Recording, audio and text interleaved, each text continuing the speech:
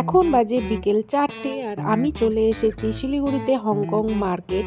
তো আমি তো অ্যাকচুয়ালি থাকি শিলিগুড়িতে, আর আমার ছোটোখাটো প্রয়োজনে আমাকে এই মার্কেটে আসতেই হয়। তো আমি কোনোদিন এই মার্কেটের ভিডিও বা কোনো একটা ফটো তোমাদের সাথে শেয়ার করিনি।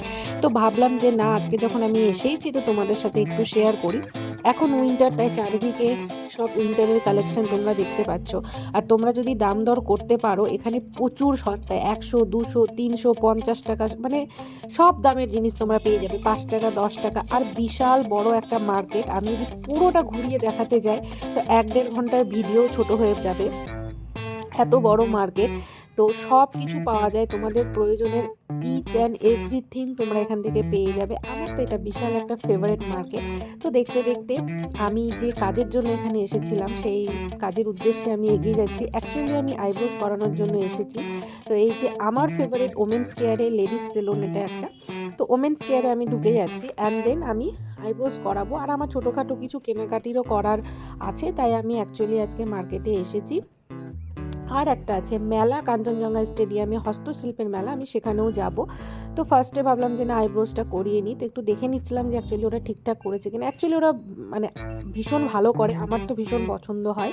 তো দিয়ে ওখান থেকে বেরিয়ে গেলাম। বেরিয়ে আমি যাচ্ছি অ্যাকচুয়ালি ক্লিপ কিনতে, কারণ আমার ক্লিপ অ্যান্ড গার্ডার এগুলো শেষ হয়ে গেছে, মানে ভেঙে গেছে আর গার্ডারগুলো নষ্ট হয়ে গেছে। তো ভাবলাম যে নিয়ে নিই যখন এসেইছি। তো অ্যাকচুয়ালি তো দেখছিলাম, অ্যাকচুয়ালি এরা এত দাম চায় যে তোমার মাথাটা খারাপ হয়ে যাবে। তো একটু ঘুরে চারদিকটা ঘুরে দাম দর করে নিতে হয়।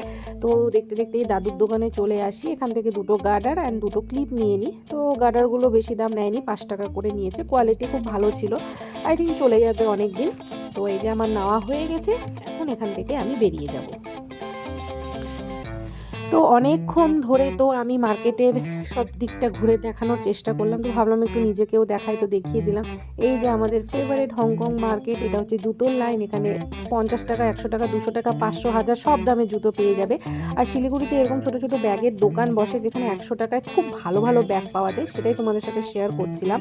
আর কাঞ্চনজঙ্ঘা স্টেডিয়ামে যে হস্তশিল্পের মেলা এসেছে, সেখানে আমি চলে এসেছি। এই যে দেখতে পাচ্ছ হাতের তৈরি কাজ করা জিনিসগুলো কত সুন্দর, এগুলো সব মাটির তৈরি, ভীষণই সুন্দর লাগছিল।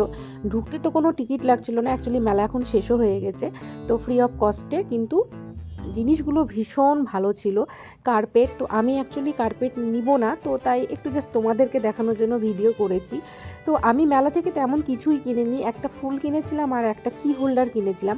আর দেখতে পাচ্ছ জুটের তৈরি করা ব্যাগগুলো, ওয়াল হ্যাঙ্গিংগুলো এত সুন্দর। ওরা যেহেতু মেলার শেষে ছিল, তো প্রচুর কমে সস্তায় অনেক কিছু ওরা দিয়ে দিচ্ছিল, কম দামে ওরা মানে সেল করে দিচ্ছিল। তারপরে আমি চলে আসি একটা ফুলের দোকানে, আমার ফেভারিট ফ্লাওয়ার। তো এই গোল ফুলগুলো দেখছিলাম। তো আমি যখন দাম জিজ্ঞাসা করলাম, বলছে 10 টাকা। আমি শুনে অবাক যে 10 টাকা, তো ঠিক আছে আমি একটা নিলাম।